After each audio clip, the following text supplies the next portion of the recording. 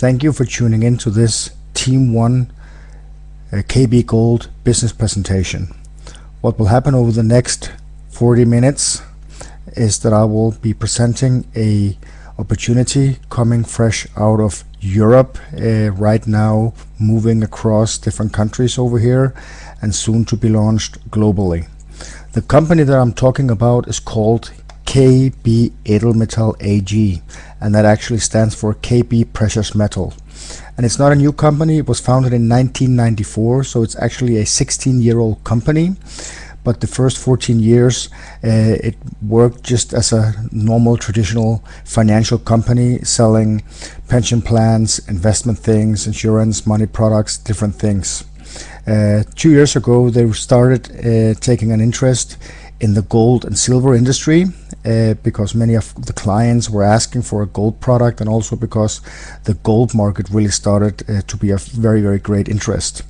When the founders and the management saw the potential in the gold market, they very fast changed lanes and started focusing on gold.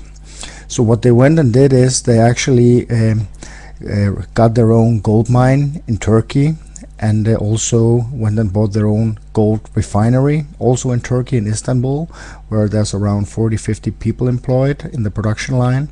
And they also have now their own distribution channel. So what we actually have here is a company that controls everything in one hand, which is quite unique because most refineries around the world are government controlled and certainly not privately held. So we have a unique opportunity here to present to the world, to the customers, and also of course to the partners or the referees that want to take a part of this exciting business opportunity. The KB Group, as it looks today, consists of course Turkish companies that own the gold mine in Turkey, the mining rights, also the refinery in Istanbul. And there's also a Swiss company in Switzerland that oversees the storage and the shipment of the gold.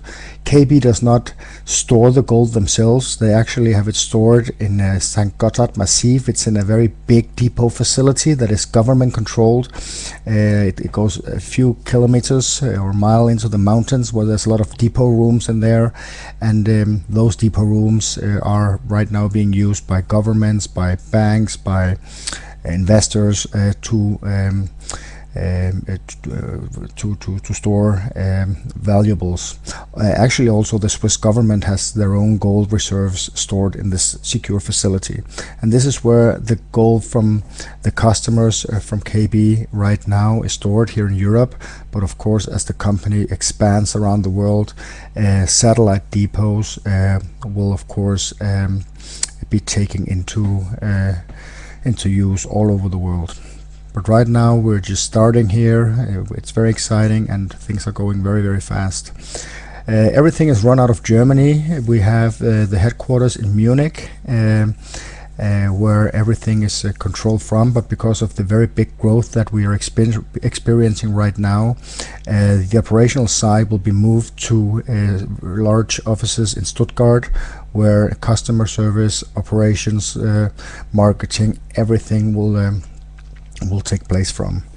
So let's say the operational side of the company is in Germany, which is very interesting because Germany is a highly regulated country here in Europe, which of course is known for its very strict laws. So everything coming out from Germany is very strictly controlled and very by the book, and is considered to be, of course, a long-term business. Before I start talking too much about gold, I just want to give you a brief overview about the history of money, because the history of money has also to do with, of course, the value of gold today. The dollar has not always been around, and paper money has not always been around. The dollar was actually introduced in the year 1900, and since then it has lost almost 95% in value, and it keeps on losing its value. And actually the way it was introduced was, in the old days, everything was traded with gold. If you wanted to buy a product or service, everything was paid with gold. when they tried introducing paper money, they came up with the idea of making this dollar, and for every dollar they printed, they would put 1.5 gram of gold aside in the Federal Reserves in America, so that the people that got these dollar bills, if they didn't have trust in the dollar because they were used to these gold coins, they could just go to the bank, give the dollar back, and get 1.5 gram of gold per dollar.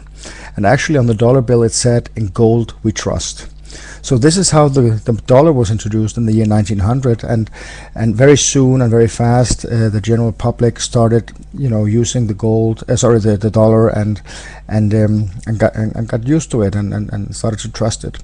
The problem came in 1929 when Wall Street collapsed and sent US out in years of depression, bankruptcies, unemployment rates going crazy. And the only way that the government really saw how they could fix this problem was to produce more money. But the problem was they didn't have gold enough for producing all this money, so they changed the laws and they said, okay, now we don't have to back the dollar 100% with gold, we can just back it 30% with gold. So in that way they actually could produce 70% more money, and that's what they did. They started really printing a lot of money, and over time the country came into balance again. In '69 they changed the law so that the people could no longer bring their dollars to the bank and get their money back, their gold back, because now the governments or the people in power wanted to keep the gold for themselves. And in 1971, and President Nixon changed the laws completely and said, okay, now there is trust, there's faith, there's stability in the dollar. We don't need to back it with gold anymore. So since 1971, actually the dollar is no longer backed with anything. There's only the trust that we put in it. And we need that today. And also on the dollar bill today, it doesn't say "In gold we trust," it says "In God we trust." And the reason we need God right now is, of course, the world situation. Many years of overspending, real estate market going crazy, credit card industry, it's a big bubble that was bound to burst at some point. And that happened at September 2008 when the Lehman Brothers, the fourth largest bank in America, collapsed, and was the first of many domino pieces to fall all around the world. The world was shaking, and we've seen that everywhere. Companies going bankrupt, banks going bankrupt, unemployment rates going up, but also whole countries starting to shiver. We saw it with Iceland, where the financial structure broke down. Greece almost had the same fate here in Europe. But not only Greece and Iceland has problems. We see many countries like Italy, like Spain, like Portugal, Germany, UK, of course US as well, that are owing so much money away. This is actually a picture of the American debt clock that was taken in the year 2008, where you see the dollar sign on the left here. There is a space for the dollar sign, but already in October 2009 there was no more space for the dollar sign because America was owing so much money away. The same with Germany. Here you see the German debt clock. It's just going crazy. The German debt rises or gets higher with around 41 million euros per day, and that's staggering numbers. So in essence, a country is actually like a company. If you owe a lot of money away and you cannot pay your interests, at some point nobody will lend you any more money or give you more credit, and at that point you would have to close down. And that's what happens to companies, and that can also happen to countries, and that's what we have seen with Iceland and now almost with Greece. And the problem is, if you are in a country where the financial structure breaks down and everything starts to be chaos, then you in extreme cases would risk that paper money will lose its value, as we have seen before in Germany just after the Second World War, in America during the Depression. That would mean that the money you have in your pocket, or your pension plan, or the money you have in your bank is absolutely worth nothing. And what will you then do? Because if paper money is worth nothing, what do you have, and what can you do? Of course, it's not the end of the world, but you will have very tight years. You will have a lot of pressure, and and you could actually be under a lot of stress, because as we say, governments come and go, currencies come and go. Actually, in human history, around 4,000 currencies has collapsed. 4,000 currencies. So it's not unlikely that 1 or 2 or 3 or 4 will collapse again. It's in our nature. It's in the history, and that's why a lot of financial experts, I mean really financial gurus that have studied economy for 40, 50, 60 years, people like Mark Farber from Switzerland, who was actually the guy who foresaw the financial crisis before it hit. You have Peter Schiff, Warren Buffett, Robert Kiyosaki even talks about this evil spiral that we're in the world today. And as Mark Farber said, it's like pouring water into a glass. If you keep on putting water into the glass, it will spill over, and if you keep putting it in, it will keep spilling over. And that's what we're seeing now. And he's stating that we haven't seen the end of anything yet. Everything has just begun. We will see more bankruptcies. We will see more banks going bankrupt. We will see whole countries go bankrupt. He of course he doesn't know when and where, but it will happen. We can be sure of that. And that's why he says the only way that we can really secure ourselves against a possible coming crisis is by, for example, investing in gold.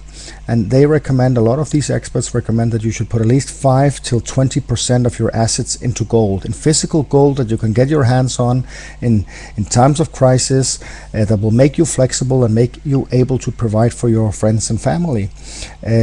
But not big gold bars like you see here on a kilo or 2 kilos or even 100-gram bars or even ounces, because an ounce, that's around 31 grams. It's a lot of gold. If money has suddenly no value in your country, you can buy a lot with 31 grams. So what they actually recommend is small units that will